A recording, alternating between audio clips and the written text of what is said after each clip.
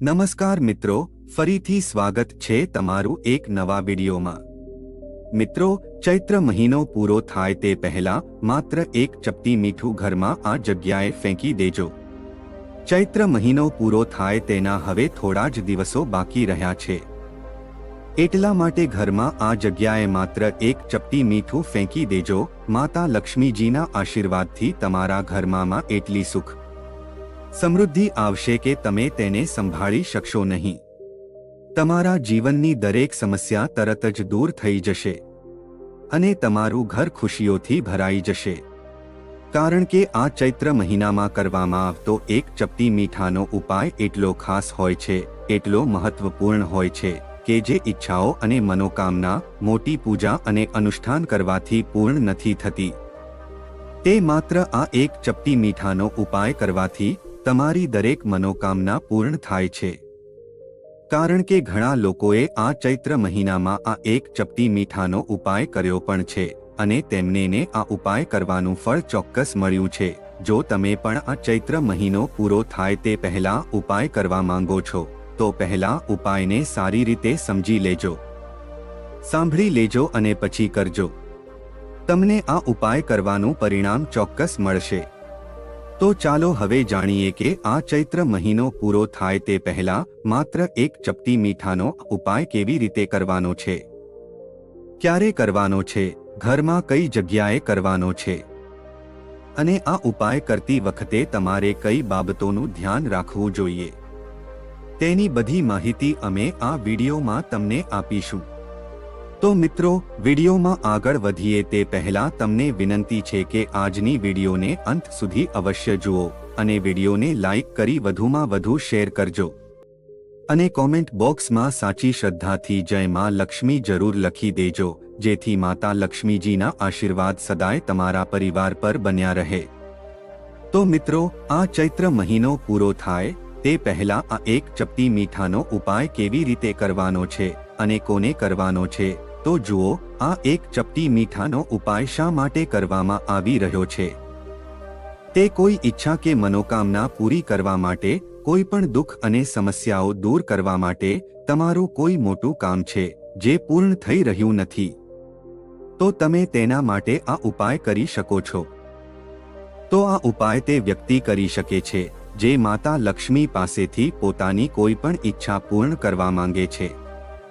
આ ઉપાય કોઈ પણ વ્યક્તિ દ્વારા કરી શકાય છે, પછી ભલે તે નાનો હોય, મોટો હોય કે પછી બાળક હોય। જે વ્યક્તિએ આ મીઠાનો ઉપાય સમજી લીધો છે તેણે ચૈત્ર મહિનો પૂરો થાય તે પહેલા ઉપાય ચોક્કસ કરવો જ જોઈએ, કારણ કે તેને તેનું પરિણામ ખૂબ જ જલ્દી મળશે। કારણ કે ચૈત્ર મહિનામાં માતા લક્ષ્મી ખૂબ જ સરળતાથી પ્રસન્ન થાય છે। જ્યારે પણ ચૈત્ર મહિનો આવે છે ત્યારે તમારે ફક્ત આ મીઠાનો ઉપાય કરવો જ જોઈએ। જો તમે તમારા જીવનમાં કોઈ પણ સમસ્યાનો સામનો કરી રહ્યા છો, જો તમે ખૂબ ચિંતિત છો, ઘણી વખત તમે ખૂબ જ મહેનત કરો છો પણ તમને સખત મહેનત કરવા છતાં તમે સફળ થઈ શકતા નથી, તમે તમારા વ્યવસાયમાં નિષ્ફળ જાવ છો, જો તમે કોઈ કામમાં નિષ્ફળ જઈ રહ્યા છો તો તમારે ચૈત્ર મહિનો પૂરો થાય તે પહેલા ઉપાય ચોક્કસ કરવો જ જોઈએ। ચાલો હવે જાણીએ કે આ ચૈત્ર મહિનો પૂરો થાય તે પહેલા આ એક ચપટી મીઠાનો ઉપાય કેવી રીતે કરવાનો છે। તો ચાલો જાણીએ આ ખાસ ઉપાય વિશે। મિત્રો, જો તમે આ ઉપાય કરશો તો તમારા જીવનમાં ક્યારે કોઈ સમસ્યા નહીં આવે। તમે તમારા જીવનમાં જે પણ કામ શરૂ કરો છો તે તમે ખૂબ જ સરળતાથી થઈ જશે। ઘણા લોકો કહે છે કે આપણા કામમાં ઘણી સમસ્યાઓ આવે છે, ઘણી અડચણો આવે છે, કામ પૂરું થતું નથી। તો જે લોકોના કામમાં અવરોધ આવી રહ્યો છે, તેઓ કોઈ પણ કામ કરવા માંગે છે પણ તે કરી શકતા નથી। કોઈને કોઈ કારણસર તમે પોતાનું કામ કરી શકતા નથી। જો તમને વારંવાર સમસ્યાનો સામનો કરવો પડે છે તો તમારે શું કરવું જોઈએ? તમારે સિંધવ મીઠું લેવું પડશે, થોડું સિંધવ મીઠું લેવું પડશે અને એક નાનું કપડું લેવું પડશે। તમારે તે સફેદ રંગના કપડાની અંદર થોડું સિંધવ મીઠું રાખવું પડશે। તેને રૂમાલમાં રાખો અને તેને યોગ્ય રીતે બાંધો. હવે આ મીઠું જે તમે રૂમાલની અંદર રાખ્યું છે તેને તમારે હંમેશા તમારી સાથે રાખવું પડશે. તમે જ્યાં પણ જાવ, જ્યાં પણ રહો, જ્યાં પણ કામ કરો, તમારે હંમેશા આ મીઠું તમારી સાથે રાખવું પડશે.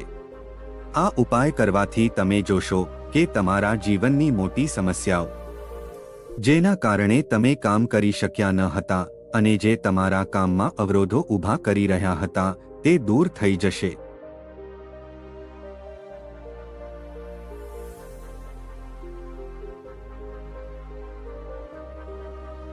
તમે વારંવાર કોઈ કાર્ય કરી રહ્યા હતા પણ તે પૂર્ણ થઈ રહ્યું ન હતું, અથવા તો તમે કંઈક કરવા માંગતા હતા પણ તે કરી શક્યા નહીં, તો આ ઉપાય અજમાવી જુઓ અને તમે રાતોરાત તમારા જીવનમાં તેનો ચમત્કાર જોશો.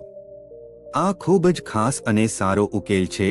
તમારે ચૈત્ર મહિનો પૂરો થાય તે પહેલા ઉપાય અજમાવવો જ જોઈએ. તો ચાલો હવે બીજા ખાસ ઉપાય વિશે વાત કરીએ. અને આ ઉપાય કરવા માટે સૌથી પહેલા તમારે એક કાચનો વાટકો લેવાનો છે અને એક ચપટી મીઠું લેવાનું છે. આ મીઠાનો વાટકો તમારા જીવનમાં રાતોરાત એવી રીતે કામ કરશે, તે સુખ સમૃદ્ધિમાં વધારો કરશે અને તમારા જીવનમાં ઘણી સફળતા પ્રાપ્ત કરશો. અને તમારા જીવનમાં ક્યારે એવું નહીં બને કે તમારે ચિંતા કરવી પડે. તમારી તિજોરી ક્યારે ધનથી ખાલી નહીં થાય. તમારું નસીબ એટલું મજબૂત થઈ જશે કે તે હંમેશા તમારી સાથે રહેશે. તમારે સિંધવ મીઠું લેવું પડશે. તમારે કાચના વાટકામાં એક ચપટી મીઠું લેવું પડશે. તમારે તેમાં સિંધવ મીઠું નાખવું પડશે.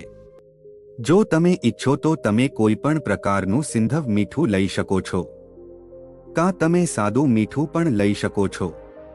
હવે તમારે એક કાચના વાટકામાં સિંધવ મીઠું રાખવું પડશે અને આ વાટકો તમારા બાથરૂમમાં રાખવો પડશે. તો જો તમારી પાસે બાથરૂમમાં જગ્યા હોય તો તેને બાથરૂમમાં રાખો, નહીં તો તમારે આ મીઠું ઘરમાં એવી જગ્યાએ રાખવું પડશે જ્યાં તમે તેને સરળતાથી જોઈ શકો.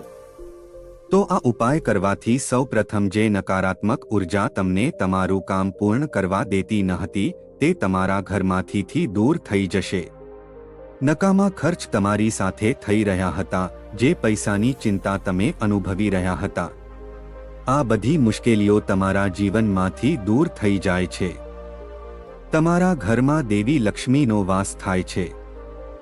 જ્યારે તમે ચૈત્ર મહિનામાં તમારા ઘરમાં એક વાટકી સેંધવ મીઠું રાખો છો, સેંધવ મીઠું તમારા જીવનમાં ચમત્કારિક કાર્ય કરે છે. કારણ કે જ્યારે પણ તમે ઘરની બહાર નીકળો છો અને તમને સિંધવ મીઠાથી ભરેલો વાટકો દેખાય છે, ત્યારે સમજી લો કે તમારો દિવસ ખૂબ જ સારો જાય છે અને તમારું કામ ખૂબ જ સારું ચાલે છે. મિત્રો, ચાલો હવે વાત કરીએ ત્રીજા ઉપાય વિશે. જો તમે આ ઉપાય કરશો તો નકારાત્મક ઉર્જા તમારા ઘરમાં ક્યારે વાસ કરશે નહીં. જ્યારે નકારાત્મક ઉર્જા ઘરમાં હાજર હોય છે ત્યારે વ્યક્તિ પોતાના જીવનમાં પૈસા, બીમારી અને અતિશય ખર્ચાઓ વિશે ખૂબ જ ચિંતિત થઈ જાય છે. આ સાથે ઘણા બધા ઝઘડાઓ જોવા મળે છે. જો તમારા ઘરમાં ક્યાંક નકારાત્મક ઉર્જા છે, તમે આ દૂર કરવા માટે મીઠાથી સારો કોઈ ઉપાય નથી. તમારે થોડું સિંધવ મીઠું લેવાની જરૂર છે. તમારે સિંધવ મીઠું લેવું પડશે અને આ સિંધવ મીઠું તે પાણીમાં નાખવું પડશે જે પાણીમાં તમે કચરા પોતા કરો છો.